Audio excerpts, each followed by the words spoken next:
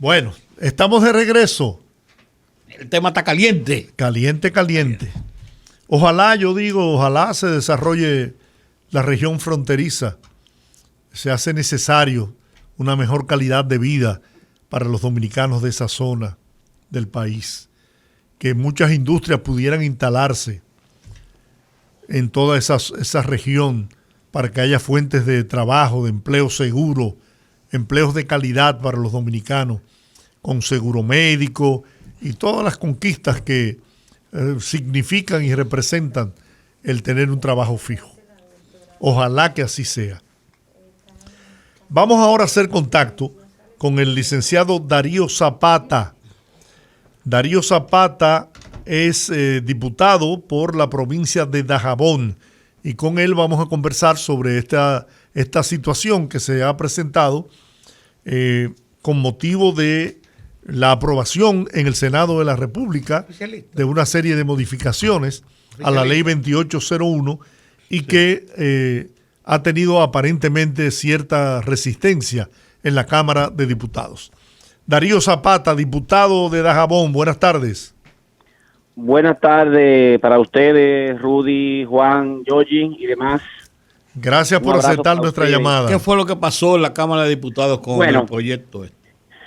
Cuando el proyecto llegó a la Cámara de Diputados en el mes de octubre, nosotros, en vez de acoger lo que aprobó el Senado, que solamente era extender la vigencia y modificar la composición del Consejo, porque el Consejo actual está compuesto en su mayoría de los miembros por legisladores y se contrapone con la Constitución de la República, porque la propia Suprema Corte de Justicia y el mismo Tribunal Constitucional declaró contrario a la Constitución que un legislador fuera miembro de un consejo. Entonces, el Senado lo que modificó exclusivamente fueron esos dos aspectos.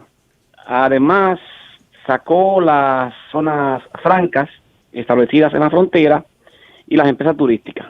Nosotros, como diputados, hicimos una reforma a la ley sustancial, estructural, totalmente. El Senado trabajó 9 artículos y nosotros trabajamos 20 y pico de artículos. Cuando llega al Senado nuevamente el proyecto ya aprobado por nosotros, el Senado no lo aprueba, no lo admite. Y al trancarse el juego se conforma una comisión bicameral compuesta por senadores y diputados, de la cual nosotros somos miembros, primero porque somos proponentes de la modificación del proyecto desde el año 2016. Aprobamos, el jueves, nosotros en nuestra condición de proponente desistimos de la propuesta nuestra y nos acogimos para salvar la ley a la propuesta del Senado, pero hubo división de votos por parte de algunos diputados y la Cámara de Diputados, y así lo expresó el presidente Alfredo Pacheco en el día de hoy, entendió que ese proyecto que aprobó el Senado tiene visos de inconstitucionalidad y que no era pertinente. Obviamente, nosotros hicimos un desprendimiento en lo que tiene que ver con Darío Zapata. Dejamos de lado nuestro proyecto y nos acogimos al Senado para que la ley se salvara. Esa es la situación. Yo entiendo como abogado, haciendo una correcta interpretación a mi modo de ver la cosa jurídica, a la luz de las disposiciones que están contenidas en el artículo 221 de la Constitución de la República, que hace una reserva de ley cuando habla de la igualdad de tratamiento de las empresas, crea una excepcionalidad en las provincias fronterizas que debe de haber un tratamiento especial el Estado Dominicano, y ahí surge entonces la ley 2801. La ley, yo entiendo que no debe de hablarse de plazo, no, se debe de hablar de la ley mientras esté vigente ese articulado de la Constitución de la República y el propio artículo 10, que anteriormente era el 7, nosotros opinamos humildemente, viendo las cosas jurídicas y constitucionales, que aunque la ley, en lo que tiene que ver con la vigencia de los 20 años, en virtud de la ley 2801, caduca hoy a las 12 de la noche, El 221 la mantiene. Ahora bien, esa comisión bicameral quedó conformada para trabajar, reformular la ley a partir de mañana por los mismos senadores y los mismos diputados. ¿Y qué es lo que yo creo que se impone ahora? Un llamado al liderazgo, al Senado, a la Cámara de Diputados, al presidente de la República, que está muy comprometido y ya está anunciando que las empresas que están acogidas al día de hoy seguirán siendo acogidas, haciendo acopio a lo que hablaba ahora mismo del artículo 221 de la Constitución de la República, que yo estoy de acuerdo con el presidente, no porque sea un diputado del gobierno, no porque entiendo como legislador y como abogado que eso es pertinente. Yo creo que han habido muchas distorsiones, muchas desinformaciones, y lo que se impone es salvar la frontera. Y nosotros la vamos a salvar si Dios quiere. Esa es la posición de nosotros. Bueno, pero si el gobierno, pienso yo, diputado, si el gobierno, que es el recaudador de los impuestos, el gobierno no puede imponer impuestos, pero el gobierno puede hacer excepción de cobro de impuestos de acuerdo a las atribuciones que tiene el gobierno como jefatura del Estado. Y si el gobierno decide mantener el estado de excepción que tiene, entre otras cosas. Yo diría el estatus jurídico. Sí, lo mantiene, entonces la ley no en sí no está en vigencia, pero tampoco le crea una situación nueva si se mantiene ese mismo estatus. Usted que es abogado, pienso yo. Bueno, hay un conflicto jurídico que tiene que definirlo el Tribunal Constitucional. Es que la ley no muere. Es que el artículo 221 le da vida. Sí, pero el error estriba en que cuando se creó la ley 2801 debió ser una ley como cualquier otra ley sin término de vigencia. Ahí es donde está el error. No se debió poner. Pero acuérdese, diputado, que en los casos de establecimientos impositivos, muchas veces, en muchas leyes, y recuerde, para hablar de una ley similar, la 299, de incentivo al desarrollo de la zona industrial de Herrera, eso en otros tiempos usted me dirá, pero las leyes cuando tienen que ver con asuntos impositivos, muchas veces tienen fecha de caducidad por el hecho de que se establecen para una vigencia determinada. Claro, se desarrolló la zona. Y si se desarrolló ya, claro, entonces ya la ley en sí misma no tiene una vigencia. O sea, yo creo que eso, como usted dice, es materia constitucional, pero no es lo que vamos a discutir. Esta ley marca una diferencia especial. ¿Cuál? La 2801, porque es que surge a reserva de la Constitución. Es que es una ley que la Constitución la pide, como otras, del 2000, la Constitución que estaba vigente en el 2000. Cuando crean el artículo, antes era el artículo 7, ahora es el 10, que crea el régimen de desarrollo especial.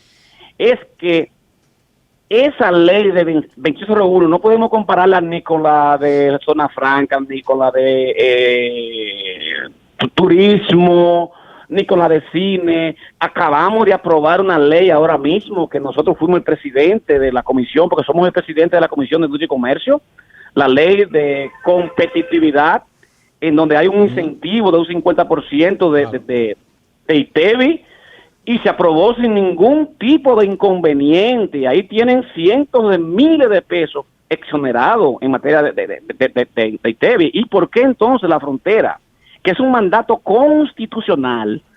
¿Por qué tanta competencia, tantos intereses y tantos regateos si el país no va a funcionar sin fronteras, señores? Y estamos llenos de haitianos, estamos llenos de una inmigración indetenible, que estamos amenazados con perder el territorio, la soberanía.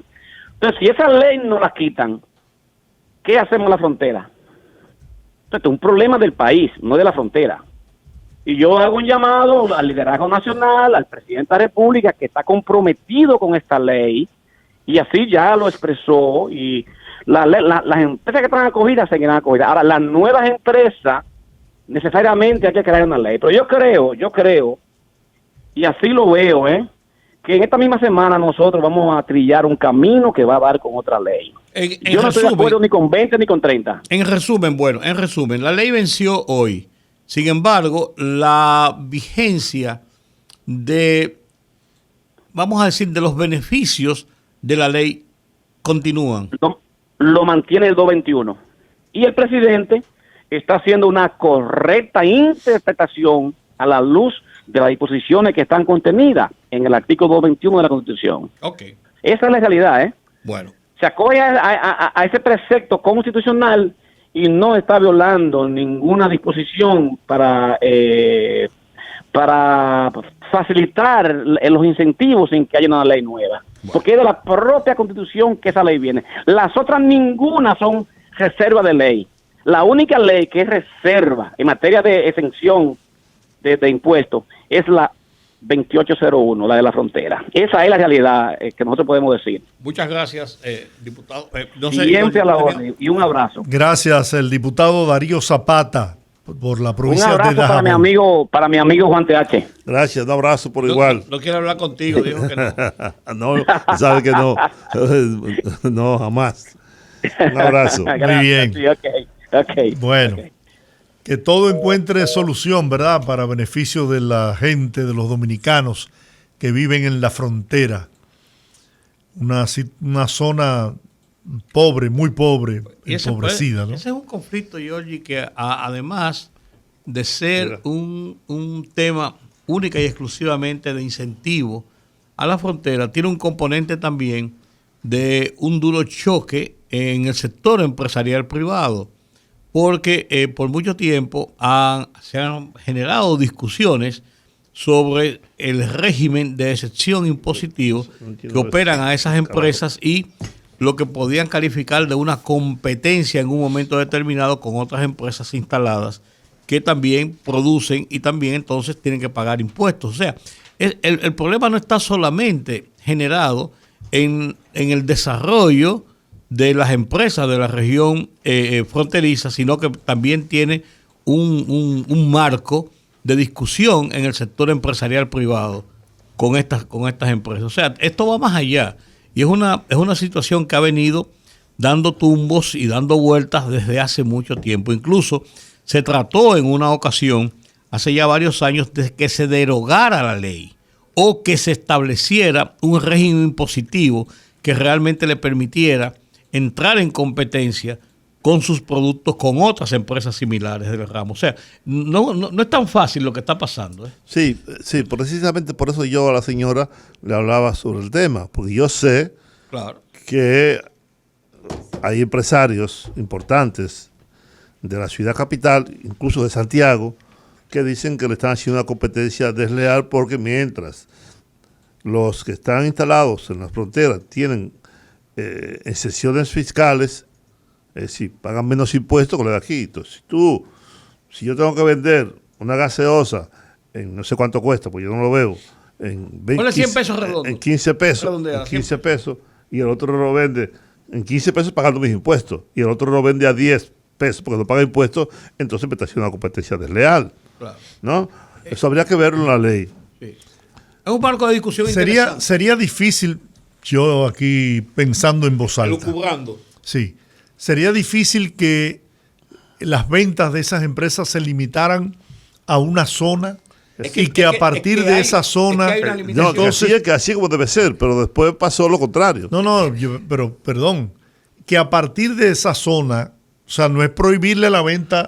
que pague impuestos. Que pague los impuestos. Si tú vas a vender la capital, tiene que venderlo igual que como venden los otros. Y pagar el impuesto. Podría ser. Podría ser una salida. Eso me parece algo que pasó entre Nueva York y New Jersey hace ya más de 20 años. En New Jersey, el cobro del tax, del impuesto a los artículos, era mucho más barato. Era como un 4%, algo así. En esa época en Nueva York estaba como un 6 o un 7%, estaba como un 8 o un 10. Entonces, ¿qué pasaba? Venían furgones llenos de mercancías desde New Jersey, que lo compraban allá para revenderlo entonces en Nueva York y no pagaban impuestos. Y el tema se desató por una competencia con los cigarrillos, que venían y lo traían libre de impuestos prácticamente desde New Jersey para venderlo en el estado de Nueva York.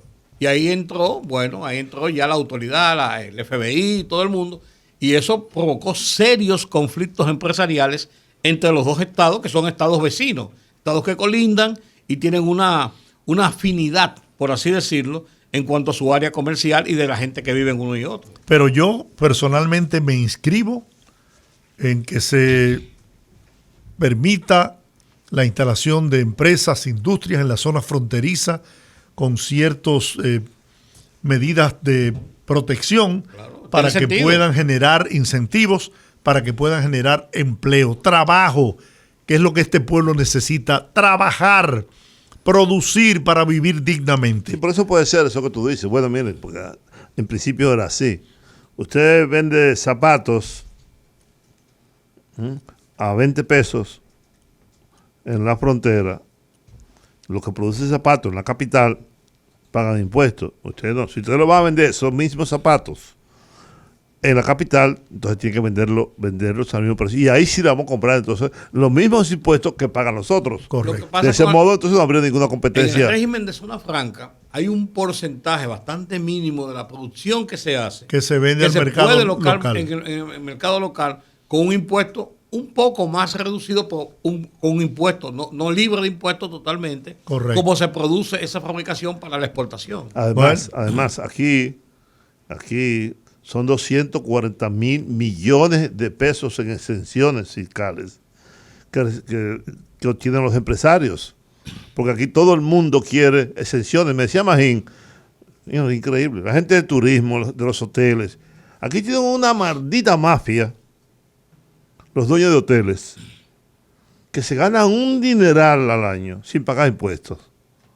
Entonces, aquí, que el turismo, sí, pero el turismo tiene que saber que deben pagar los impuestos correspondientes. No es solamente crear empleos. Sí, nadie quiere pagar. Porque además, si no cobramos impuestos, ¿cómo diablos se mantiene el Estado? Así es. Vamos a escuchar ahora la opinión de la Fundación Institucionalidad y Justicia en la voz de su vicepresidente ejecutivo, Servio Tulio Castaño Guzmán.